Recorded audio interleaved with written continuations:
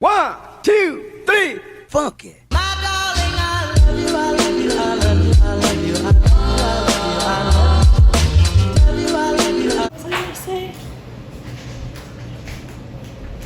Today I'm just going to be showing you how to make a simple pastry dough just with butter. That's basically the main base of it. So let's go. Alright, to start off with, you'll need some flour, some sugar, and then salt. It could be whatever salt you want, just as long as it's salt. And 2 sticks of unsalted butter. And you'll need the butter cold in order for this pastry dough to work, and make sure it is not softened whatsoever.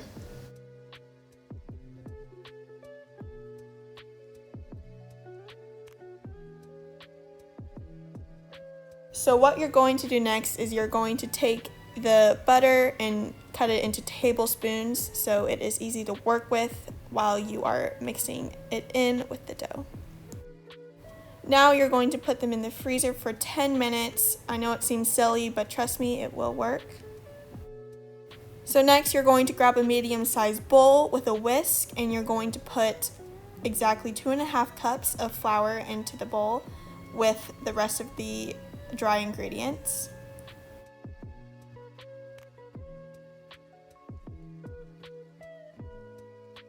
Then you're going to grab a teaspoon of sugar and put it in with the flour.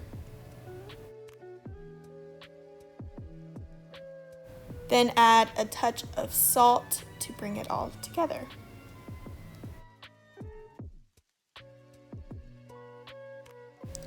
Whisk it all together until it is all combined and ready to go. So now you're going to grab your stand mixer and put in the whisk attachment and pour in your dry ingredients. Then mix the dry ingredients a bit more so it is completely combined.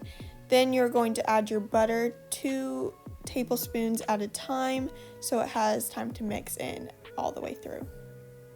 Next, what you're going to do is pour in 3 tablespoons of cold water into the dry mixture.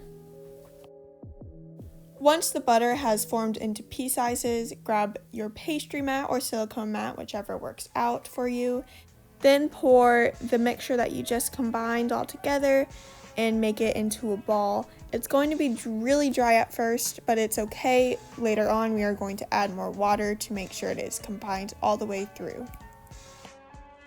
And as you see now, I am pouring more water onto the dry mixture so it comes all together and makes a proper dough.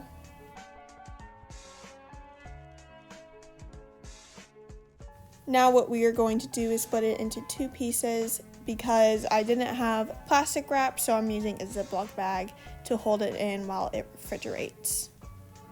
As a side note, you were supposed to use a processor or a blender, but a stand mixer works just as fine as the other 2 things.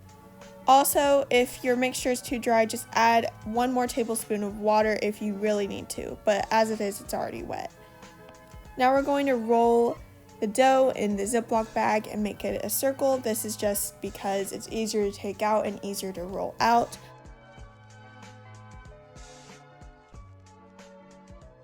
So once you have it rolled out in a circle, put it in the fridge for a little bit over an hour.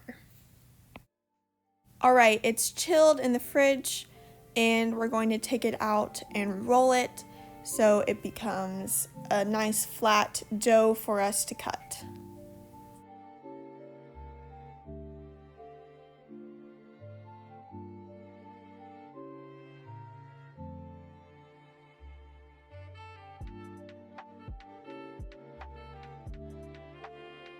Once your dough is about 13 inches in length, grab a cup or a cookie cutter and cut as many circles as you can throughout the dough.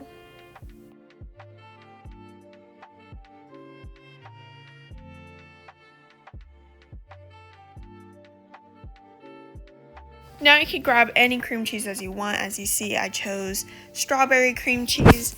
And if you don't have strawberry cream cheese as it is, you could just add 1.5 cup of fresh strawberries and regular cream cheese and just mix it together. Now you're going to grab your pre-cut puff pastry and you're going to grab your mini cookie scooper or spoon and put the cream cheese in the middle of the puff pastry.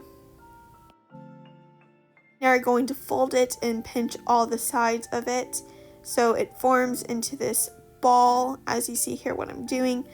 It's okay if the cream cheese comes out as you're doing it. Just put it to the side or put it on your baking sheet and it'll still be delicious either way. It did happen to me a couple of times. Now what we are going to do is we're going to cut 5 slits into the dough and then just fold it over as you see here. It's okay, it doesn't have to be perfect. I know it doesn't look the prettiest right now, but don't worry, it will come together at the end as it bakes. And either way, as I said before, if it doesn't look pretty, it will still be delicious. Just a side note, this is what I was trying to accomplish. As you could see, I didn't really do that well, but you know, I tried. It looked okay, it looked fine, but yeah, I just wanted to show you my inspiration from it.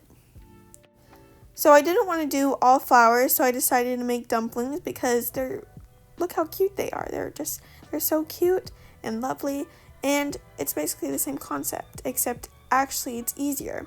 So what you're going to do is you're going to fold it over, pinch all the sides of it, fold it some. I'm sorry I didn't show you in this part. I don't know why I didn't. But you're going to fold it over on both sides like so, like I show here, and then pinch the rest of it all over. This one didn't look as great, but the one on the left did look 10 times better as the one I'm doing right now. I'm going to give you a close-up here in a second of it. There you go. That's what it was supposed to look like. I personally think it was pretty good.